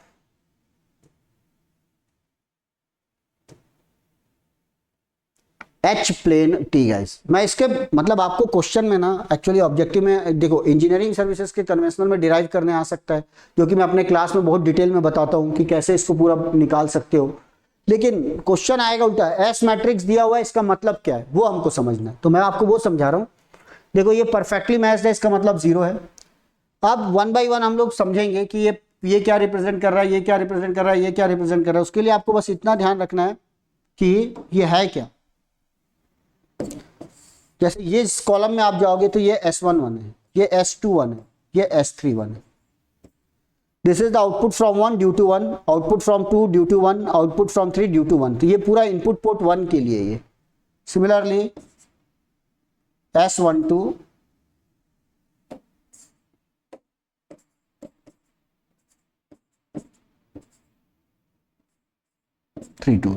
ये पोर्ट नंबर 2 के लिए, port number 2 as a input, port number 1 as a input, then port number 3 as a input.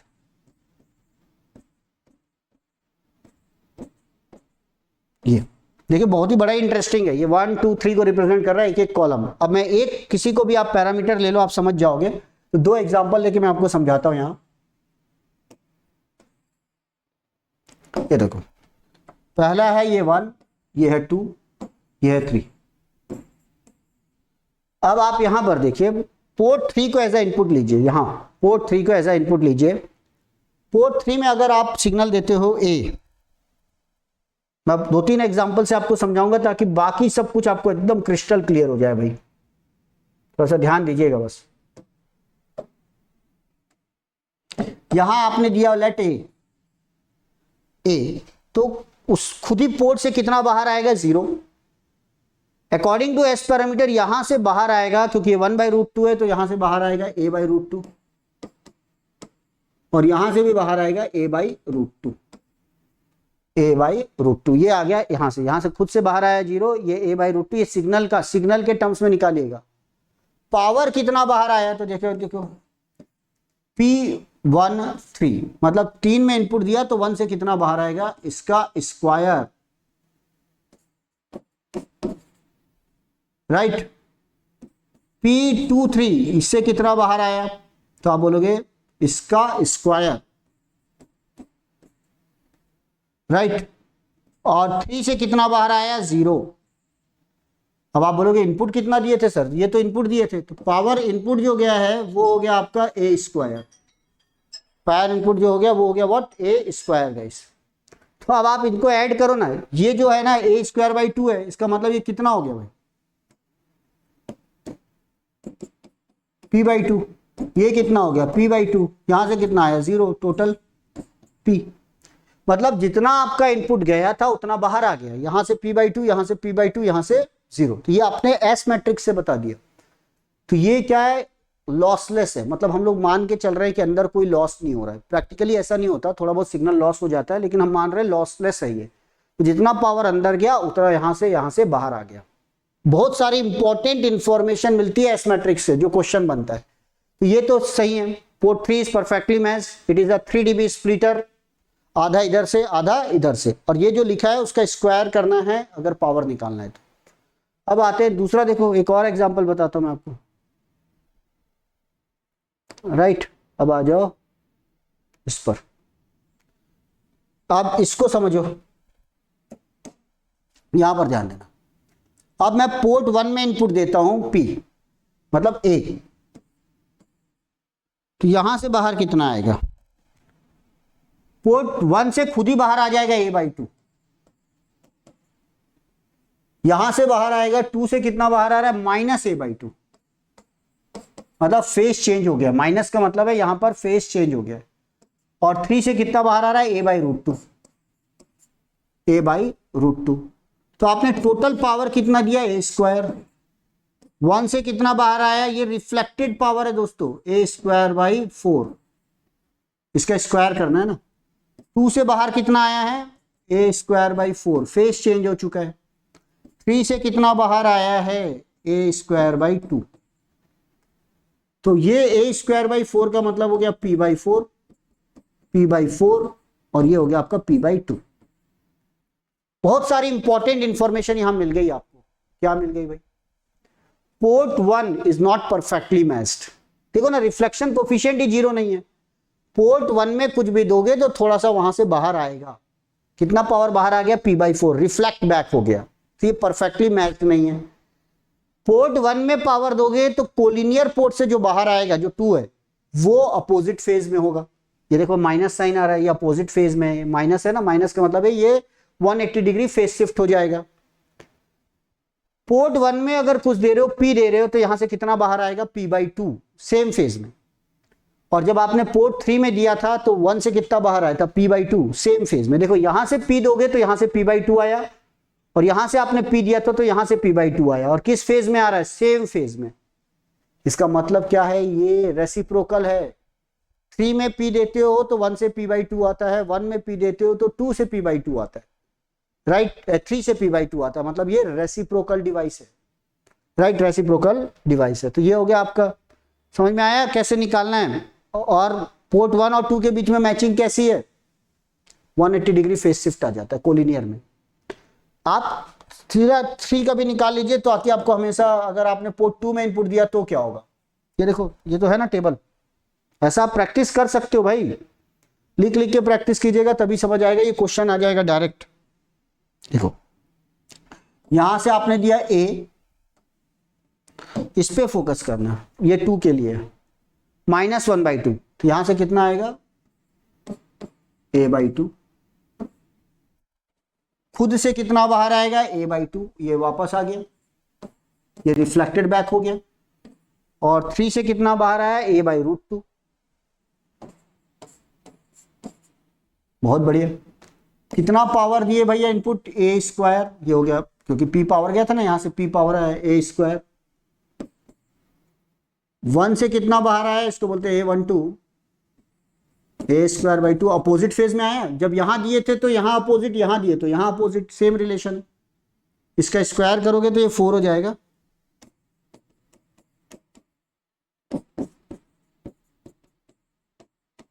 p/4 खुद ही रिफ्लेक्ट बैक हो गया,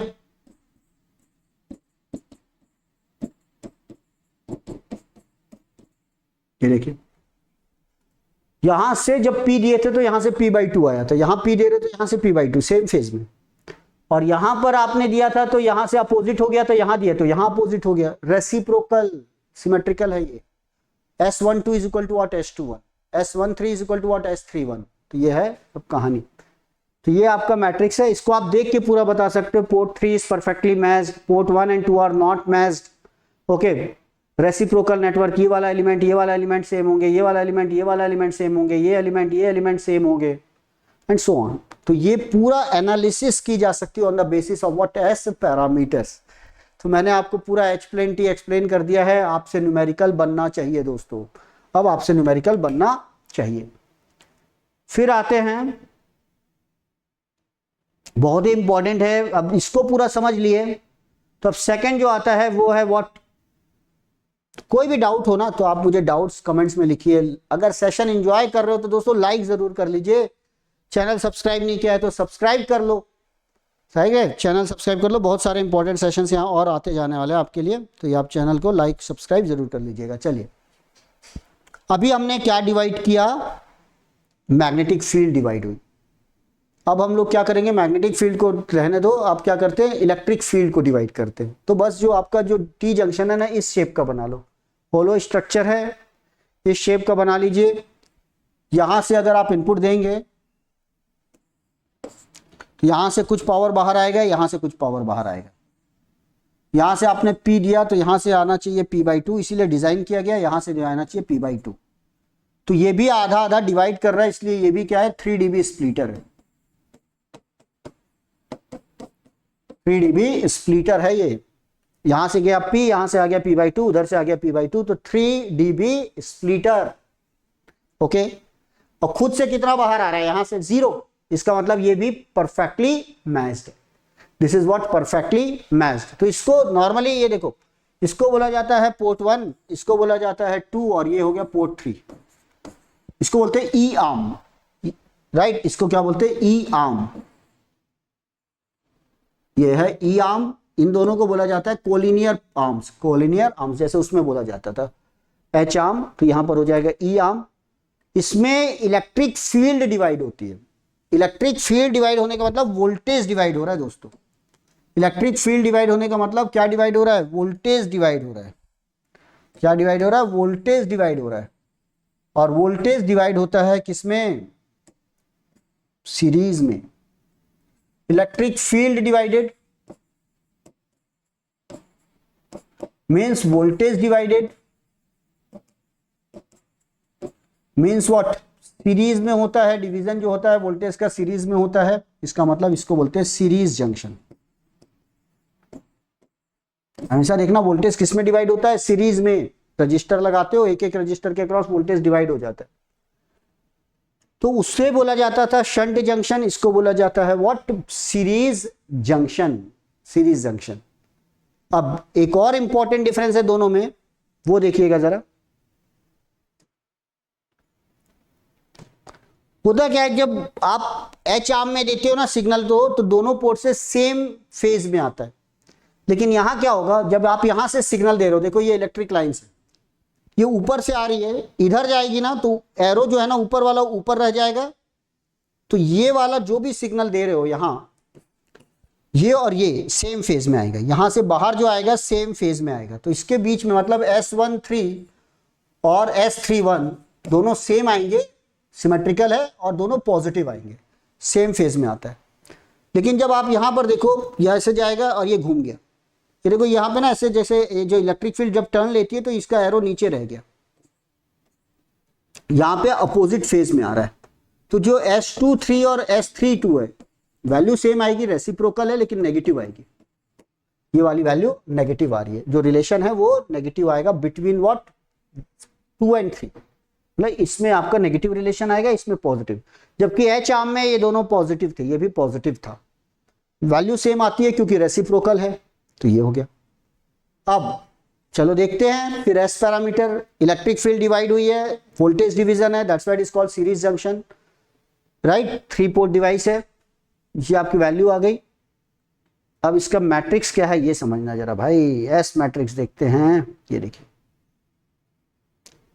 3 पोर्ट डिवाइस है, इसीलिए इसको भी क्या बोला जाता है, 3 पोर्ट डिवाइस है, इसीलिए मैट्रिक्स की साइज भी क्या होगी, 3x3 होगी। तो 3x3 में फिर से आप देखिएगा, यहां पर आप लिख लो, ये बहुत जरूरी है, आप आराम से इसको ऐसा लिख कर समझ कर,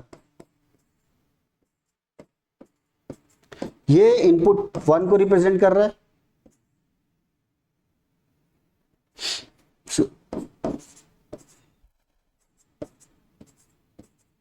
ये 2 को रिप्रेजेंट कर रहा है, अगर आप पोर्ट 2 को एज ए इनपुट यूज कर रहे हो, ये पोर्ट 3 को एज ए इनपुट यूज कर रहे हो।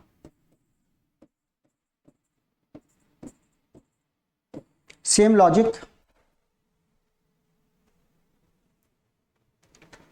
इसके बाद भाई बहुत ही इंपॉर्टेंट टॉपिक है, stay tuned with me, channel पूरा देखना है।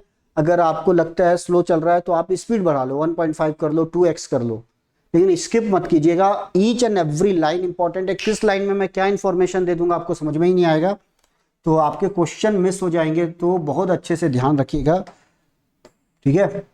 देखो मैं एक एक चीज आपको एक्सप्लेन कर रहा हूं, देखो अगर आपने यहां से a दिया तो यहां से भी आएगा a/2, यहां से आएगा -a/2, ठीक है, a/√2, ये देख रहे हैं आप। अगर 3 को एज ए इनपुट यूज कर रहे हो तो यहां से आएगा a/√2, क्योंकि ये सिग्नल है ना, पावर नहीं है, और यहां से भी बाहर आएगा -a/√2। ओके, ये देखो 1/√2, 1/√2 और ये 0, और वहां से खुद से कितना बाहर आया, 0, यहां से कोई भी पावर रिफ्लेक्ट बैक नहीं होगा। इससे पता चलता है पोर्ट 3 इज परफेक्टली मैच्ड। तो आपने पावर इनपुट कितना दिया, a², मतलब इसको मान लो p,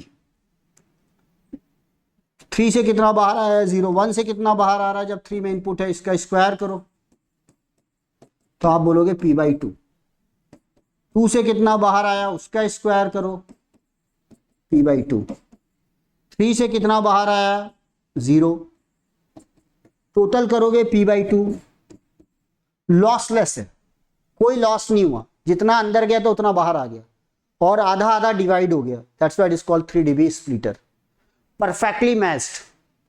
लेकिन जब आप इसमें इनपुट देते हो तो ये और ये सेम फेज में आते हैं, और ये किस में आ रहा है, अपोजिट फेज में। इसका मतलब ये क्या रिप्रेजेंट कर रहा है, ई प्लेन टी। आप डायरेक्ट बता दो कि ये भी अगर आपको डायग्राम दिया हुआ है तो आपको बताना होगा व्हाट इज दिस, तो ई प्लेन टी, ऐसे क्वेश्चंस आते हैं, ई प्लेन टी। अब एक और हम लोग लेकर चलते हैं, कोई भी डाउट आए तो आप कमेंट्स में जरूर लिखिएगा। अगर पोर्ट 1 में देते हैं तो क्या होगा, पोर्ट 1 में अगर आपने ए दिया इनपुट तो क्या होगा। वैसे तो हमें मालूम है कि ये रेसिप्रोकल है, तो सेम जितना इनपुट यहां दिए थे उतना आना चाहिए। तो देखो यहां पर क्या लिखा है, पोर्ट 1 में देते हो तो 1 से कितना बाहर आ जाएगा 1/2, इसका आधा तो बाहर, ये सिग्नल बाहर आ गया 1/2, यहां से भी आ गया 1/2, और यहां से आ गया 1/√2, a/√2 टाइम्स। तो देखोगे टोटल इनपुट पावर आपने कितना दिया, a² p, 1 से कितना बाहर आया a²/4, इसका 4 करो p/4, इसका सिग्नल का स्क्वायर करना मत भूलिएगा, ये सिग्नल है वोल्टेज या करंट, इसका स्क्वायर करेंगे तब आएगा। P21 कितना आया, a²/4, और P31 कितना आया, इसका स्क्वायर P/2। तो देखो रेसिप्रोकल है, जब आपने यहां P दिया था तो यहां से P/2 आया, तो यहां से P दिया तो वहां से कितना आया, P/2, सेम फेज में, they are in same phase. और सबसे खास बात, कोलिनियर पोर्ट्स सेम फेज में है, मतलब आप 1 में दोगे तो 2 से जो बाहर आएगा सेम फेज में, 2 में दोगे तो 1 से जो बाहर आएगा वो सेम फेज में आएगा। रेसिप्रोकल है ना, ये देखो रिलेशन 1/2 सेम है, S12 = S21। तो ये है आप, और टोटल करोगे ना पावर, तो ये देखो यहां से टोटल करोगे, इसको हटा दो ऊपर वाले को, यहां टोटल कीजिए तो ये आ गया P। जितना पावर अंदर गया था उतना ही बाहर आ गया, लॉसलेस। आपको बताना पड़ेगा लॉसलेस है क्या ये, तो आप पावर टोटल करोगे, अगर कम आ रहा है पावर, इसका मतलब लॉसी है। लॉसी मतलब अंदर पावर लॉस हो रहा है। क्वेश्चन कुछ भी दे सकता है भाई, इसको समझोगे तो डायरेक्शनल कपलर के क्वेश्चन आराम से बना पाओगे, राइट। ये भी हो गया, ये हो गया डायरेक्शनल कपलर। अब आते हैं जरा नेक्स्ट उस पर। अब भाई साहब, अब जब हम देखते हैं ई प्लेन टी हो गया, एच प्लेन टी हो गया, दोनों की शायद आपको प्रॉपर्टी समझ में आ गई। अगर नहीं आई है तो पॉज करना, नोट्स बनाना, लिखना, और जब एक बार दोनों समझ में आ जाए 2-3 बार लिख कर देखना, उसके बावजूद भी नहीं आए तो कमेंट्स कर दीजिएगा। ओके, नंबर भी आप ढूंढ सकते हो मेरा, तो आप देखेंगे तो आपको अच्छे से समझना है। ओके, डिस्क्रिप्शन में आपको पूरा डिटेल मिल जाएगा, कहाँ कॉन्टेक्ट करना है, कैसे करना है, सब कुछ। अब आते हैं, टेलीग्राम चैनल भी आप ज्वाइन कर सकते हो, टेलीग्राम चैनल का भी आपको लिंक मिल जाएगा। आप व्हाट्सएप ग्रुप भी ज्वाइन कर सकते हो। अब आता है दोस्तों मैजिक टी, ये है एक हाइब्रिड टी। हाइब्रिड टी का मतलब है आपने ई प्लेन और एच प्लेन दोनों को कनेक्ट कर दिया, तो ये हो गया hybrid T, E H plane T, hybrid T है ये। अब इसका नाम हो गया है मैजिक टी। तो भैया इसमें मैजिक क्या हो गया, मैजिक क्या हो गया, जरा कमेंट्स में लिख दीजिएगा मैजिक क्या हो गया, पॉज करके लिख लीजिएगा। अब देखो जरा, है ना, मैजिक में मैजिक क्या है, तो होल्ड कीजिएगा जरा 1 सेकंड। मैजिक में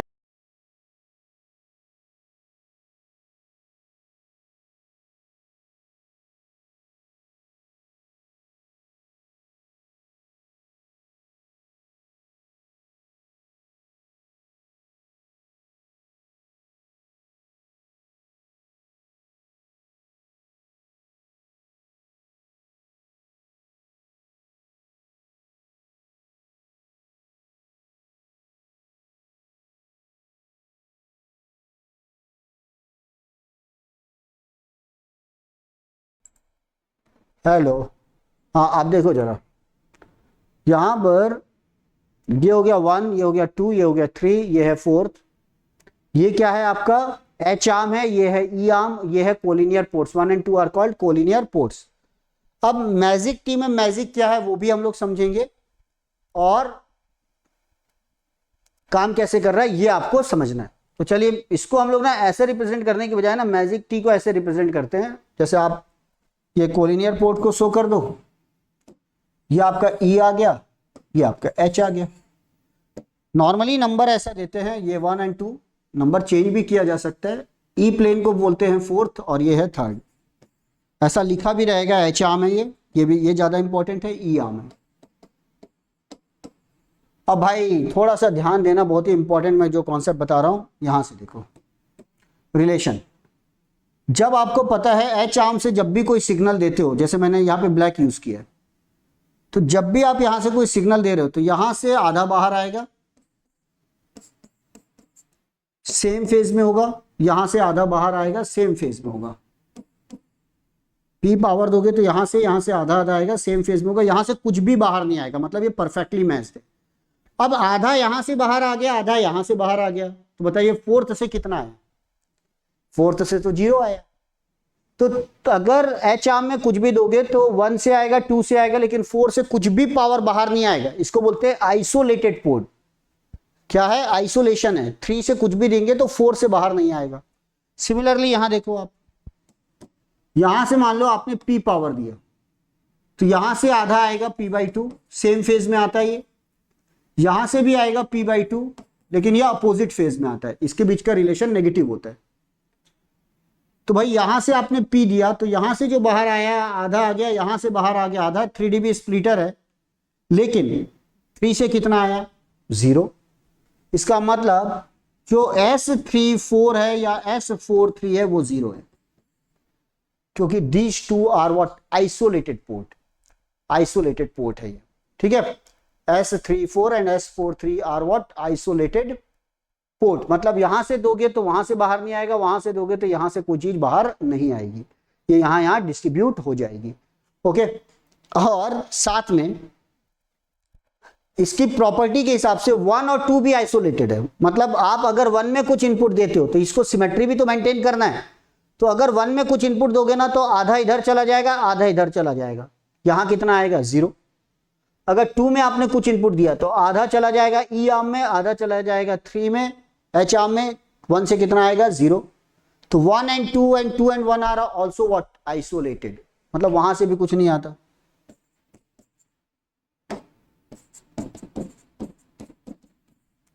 ये भी लीजिए आइसोलेटेड हो गया। S12 is equal to what S21, this is also isolated. तो S34 S43 S12 S21 are what isolated, ये देखो गायब। अब पॉइंट देखो जरा, मैजिक टी में आखिर मैजिक क्या है? All 4 ports are perfectly matched. मतलब आप यहां से कुछ दोगे तो तीनों में डिस्ट्रीब्यूट होगा, लेकिन इससे बाहर कुछ भी नहीं आएगा। यहां से आप कुछ दोगे तो इधर दोनों डिस्ट्रीब्यूट हो जाएगा, उससे खुद से कुछ भी बाहर नहीं आएगा।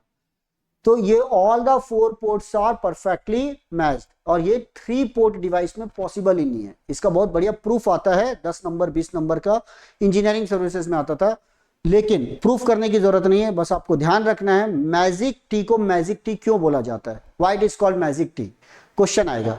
तो यहां पर एक मैजिक है कि जब भी 4 पोर्ट डिवाइस होती है तभी पॉसिबल है कि we can make all the 4 ports perfectly matched. तो जब हम उस पर बनाते हैं इसीलिए इसको मैजिक है ये, ठीक है।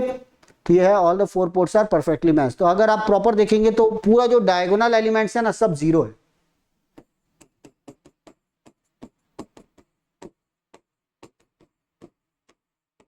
ये all the 4 diagonal elements are what 0, और बाकी आप प्रॉपर्टी निकाल सकते हो, all the 4 diagonal elements are 0। अब टोटल ये 4x4 का मैट्रिक्स है भाई, 4x4 का मैट्रिक्स होगा इसका, राइट। और मैं आपको बता दूं 4x4 मैट्रिक्स में से आप इजीली याद कर सकते हो all the 4 are perfectly matched. S12 is equal to S21 isolated port, S34 is equal to S43 are the isolated port, खत्म। टोटल 16 है, 1 4 4 8 तो यही हो गए। अब अगर आप H आर्म से कुछ इनपुट देते हो तो 1 और 3 के रिलेशन आपको पहले ही पता है, आधा पावर बाहर आता है, मतलब ये रिलेशन हो जाएगा 1/√2, सेम फेज में आते हैं बाहर। S13 is equal to S31, similarly S23 is equal to S32, ये भी सेम फेज में बाहर आता है, राइट। ये S पैरामीटर हो गए। अब E आर्म से बाहर देते हो तो 1 और 4 के बीच का जो रिलेशन है, 4 और 1 के बीच का भी वही रिलेशन है A/√2, इसका स्क्वायर करो पावर आधा आएगा। अब देखो S42 is equal to S24, ये जो होता है ना नेगेटिव आता है, ये आपका नेगेटिव आता है। जैसे यहां से आप कोई भी दोगे तो यहां से आएगा, लेकिन आपका यहां से जो रिलेशन है वो नेगेटिव हो जाता है, यहां से नेगेटिव फेज में आएगा, तो ये नेगेटिव आ गया। और इसको आप लिख सकते हो 1/√2 1/√2 नेगेटिव।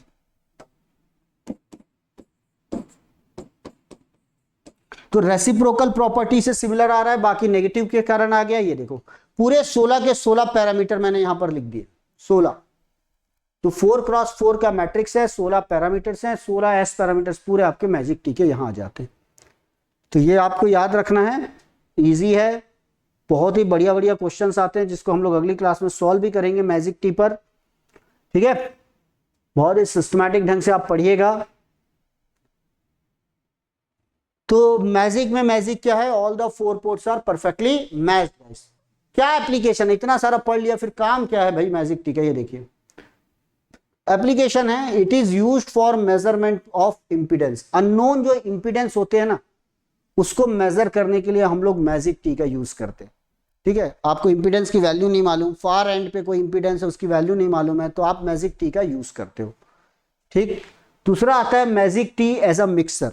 मिक्सर मतलब जब आपको दो सिग्नल को मिक्स करना, राइट, दो सिग्नल को आपको मिक्स करना, then we are using what, magic T. तीसरा आता है magic T as a duplexer. Duplexer का मतलब होता है एक ही एंटीना को आप यूज कर रहे हो एज अ ट्रांसमिटिंग एंटीना और एज अ रिसीविंग एंटीना। यहाँ पे आपने ट्रांसमीटर लगा दिया, यहाँ पे आपने रिसीवर लगा दिया, और एक ही एंटीना ये जब सिग्नल भेज रहा है तो ऐसा जाग रहा है, सिग्नल रिसीव हो रहा है तो ऐसे आ रहा है, तो इसको बोलते हैं व्हाट, डुप्लेक्सर। तो ये दीज आर द एप्लीकेशंस। इसको और डिटेल में हम लोग क्लास में समझते हैं, लेकिन अभी इतना ही एप्लीकेशन पूछा जाएगा, व्हाट आर द एप्लीकेशन। तो मेजरमेंट ऑफ द इंपीडेंस, इस पर न्यूमेरिकल बनते हैं। Magic T as a mixer, ये एप्लीकेशन है। Magic T as a duplexer, तो ये मैजिक टी है। तो hope you have enjoyed the session. Comment जरूर लिखिएगा। अब क्या बच गया, क्वेश्चंस। मैजिक टी पर कैसे क्वेश्चंस आएंगे, वो बहुत ही शानदार क्वेश्चन आते हैं, वो हम लोग सॉल्व करेंगे। और अगली क्लास में हम लोग बहुत ही इंपॉर्टेंट जो कंपोनेंट्स पढ़ने वाले हैं, एक तो है ferrite devices, isolator, circulator, gyrator. उसके बाद आपका आएगा व्हाट, क्या आ जाएगा, directional coupler, rat race junction. ये सब अभी डिवाइसेस कंपोनेंट्स बचे हुए हैं, वो हम लोग देखेंगे। तो इसमें से भी काफी अच्छे क्वेश्चन, डायरेक्शनल कपलर पे काफी अच्छे क्वेश्चंस आते हैं। देखो, ये रेट रेस जंक्शन को आपको समझना होगा कैसे काम करता है, इसका टोटल सरकमफेरेंस कितना है, ये सब पूछा जाएगा। मैट्रिक्स पूछा जाएगा। फिर जायरेटर क्या है, आइसोलेटर क्या है, सर्कुलेटर क्या है, ऐसा सर्कुलेटर आपका क्या होता है, ये आपको बताना है, व्हाट इज द सर्कुलेटर। तो guys, hope you have enjoyed the session. तो योर फीडबैक मैटर्स, मीन्स आप जैसा फीडबैक देंगे वैसा ही रेस्पॉन्स आएगा। लिखिए, अच्छा लिखिए, सजेशन दीजिए कैसे आपको कंटेंट चाहिए। और एक फैकल्टी में इतना पावर है भाई, आपका सिलेक्शन करवा सकता है, बस ऑथेंटिक सोर्सेज यूज कीजिए।